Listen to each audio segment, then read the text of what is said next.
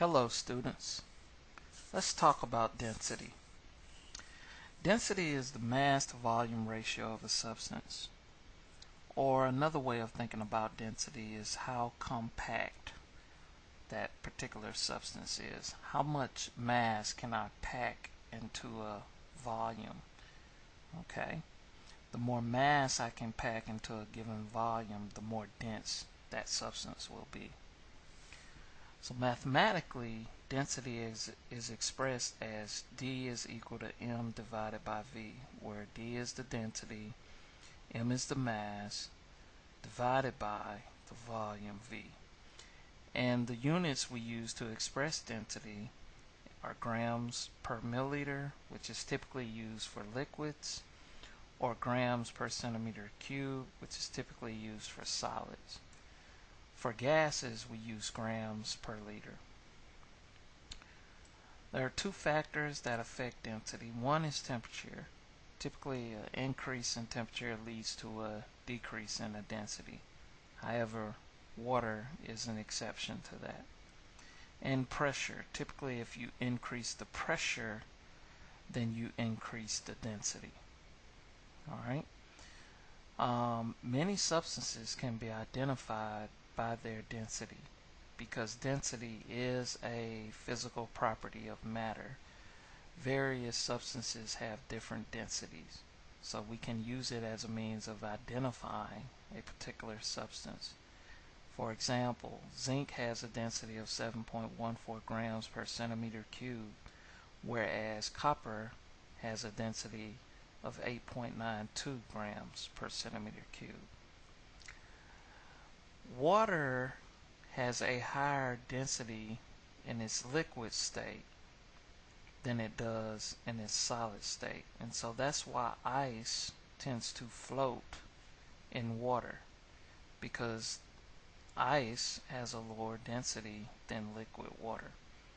And so you see this tip of the iceberg, right? You see the tip, but really the largest portion of the iceberg lies beneath. Okay, so tip of the iceberg. So how do we determine density? Well, as I told you earlier, we can use it to determine or to identify various substances. If that substance we're trying to determine the density for is a regular shaped object, we can first obtain the mass, and then we can use some formula that will allow us to obtain the volume. For example, if I had a cube, right, I would obtain the mass of the cube, and then I would, to obtain the volume, I would take the length times the width times the height, and that will give me the volume of the cube, and then I could divide the mass by the volume of the cube to get the density of the cube. And there are formulas for cylinder, there's a formula for sphere, and there's a formula for a cone, and you could use that formula to calculate the volume and find the mass and then calculate the density. For an irregular shaped object, the first thing we want to do is obtain the mass of the irregular shaped object, and then to find the volume of the irregular shaped object, we would use what we call liquid displacement. So how does this work? So we first obtain the mass of the irregular shaped object.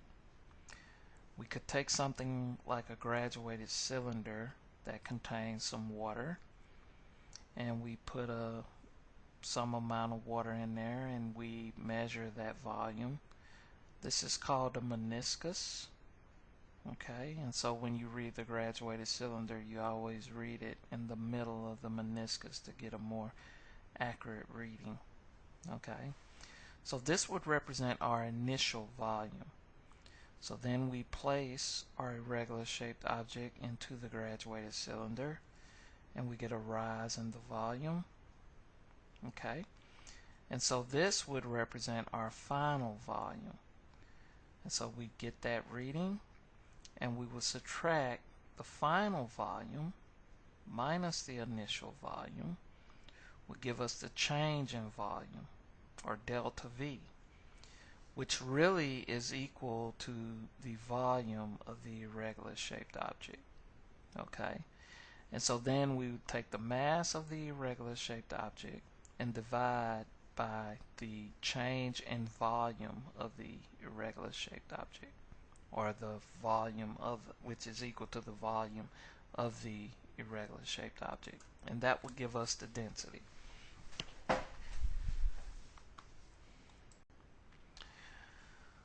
So one other aspect of density is something called specific gravity, or relative density, as it's also known by.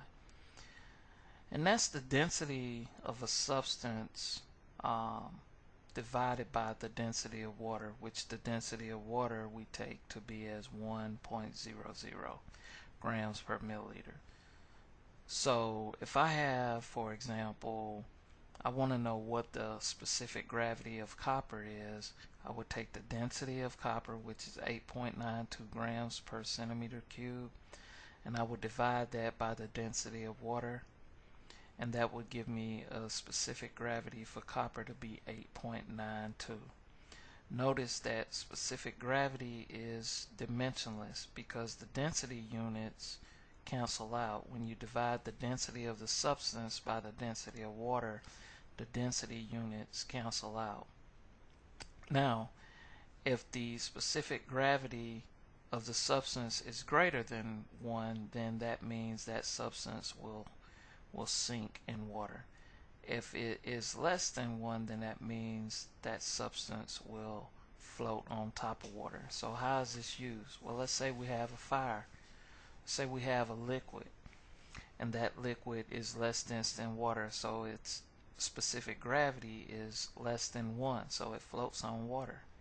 So would water be an ideal way of putting out the fire? Of course not. We'd want to smother that fire with something else. Okay, so that's how we use specific gravity. It does have use. So here's a helpful problem hint for you.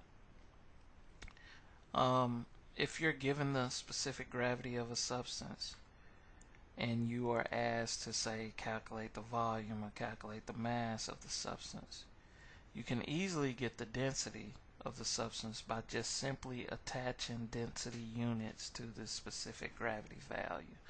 So if they gave me this specific gravity and I said, oh, I need the density to calculate, the mass, if they gave me the volume and the specific gravity, I could just say, okay, just tag the density units on here, and bam, I'm here.